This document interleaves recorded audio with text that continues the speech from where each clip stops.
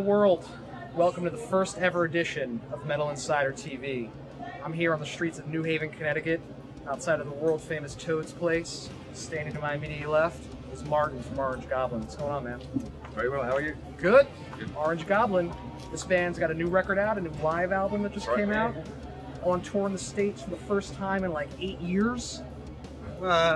Give or take. Yeah. First proper tour, we'll call it. First full tour. Okay. Better? Yeah? First full tour. So, I have to be honest with you, man.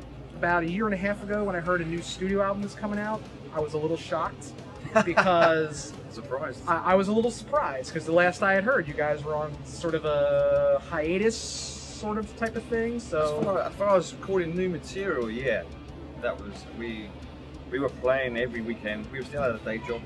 We were playing we were working Monday to Friday, then flying out early Saturday morning to say like Paris or Spain or Greece, and then flying back Sunday night and working. And we done that for like 3 or 4 years. Like every weekend, we couldn't get anything written, you know. And so Candlelight Records, who we signed with, were very patient with us. But they set us a date, which was good for us. It gave a bit of a kick on the backside. And then before that, we'd done like 2.5 weeks in the States, like 2 years ago, and we were kind of shocked at how we were received, how people still wanted to know about us, how people wanted to come and see us. So it kind of again gave us a boost we needed. So we got home from then and wrote a new record. And so it's the US crowd that got you started with the record, right? It gave us, the US crowd gave us a bit of a backside for sure. So you know, we kind of, they made us realise that there's still a market for us, especially here. And so yeah, for sure. And then we kind of finally got our act together and went into the studio. You know, it was a 5-year gap, but yeah, which is big for you guys because usually it was like every 2 years you had a record coming out.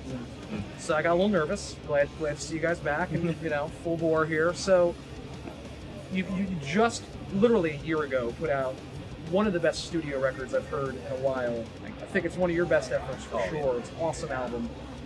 Now you've got a live album coming out after that. So I mean, do you guys prefer being in the studio recording songs, or do you prefer to be out here on the road? We definitely, I'd say we prefer to be out on the road. There's good and bad in both, but there's not much bad in any of it. We're really lucky to do this. So yeah, we prefer playing live. I mean, that's where we kind of always enjoyed and always had the most rapport with people. You know, I mean, we haven't always captured our live show on record, and I think we did for the last year. So yeah, I mean, we prefer to be on the road. I mean, this year we're on the road for 10 months of the year this year, so that's awesome. So how's the tour going with Clutch? Yeah, brilliant.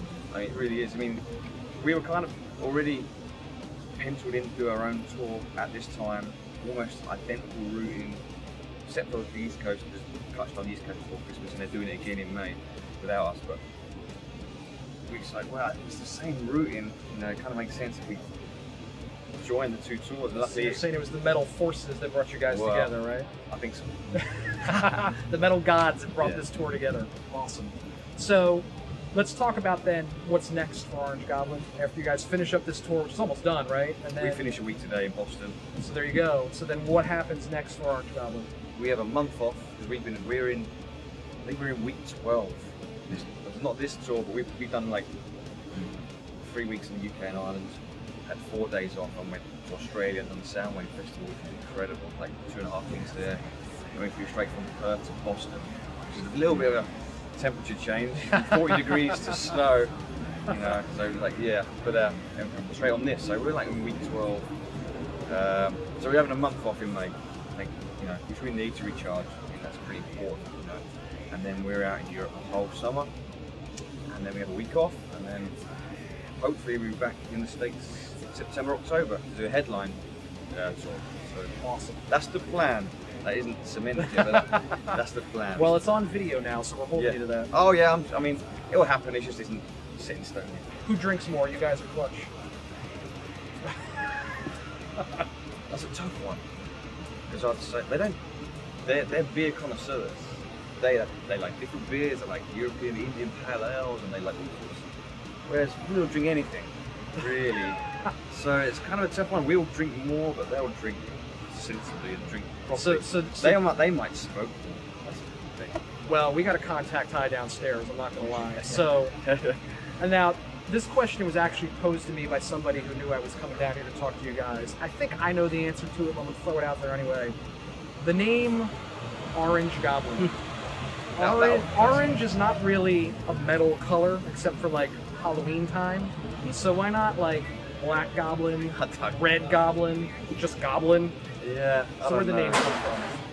Well, it kind of come from, at the time, we were playing like a doom death style of music called Almonic tuning, that's what we thought.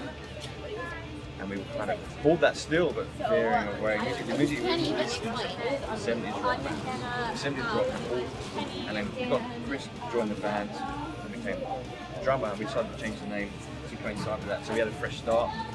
And at the time, all of us were reading Tolkien, Lord of the Rings, Silmarillion and all that. Paper. And we just noticed that not all of them, but so many of these bands had colours in the name. Blue Cheer, Black Sabbath, you know, you can go on and on and on. Deep Purple, and so we're kind of drunk in a pub, I think it was New Year's Eve or something. And we just started Orange Goblin, and we was like, yeah, that's a good idea. And then Ben said, that's it, we'll change it. And then before we knew it, there's flyers out there with Orange Goblin on, and it's like, really, and then people out sort of people involved, our record label runs up us. I'm going, really, this is the worst name of a band you can ever pick. You know, this is not going to be Madison Square Garden. You know, you're not going to.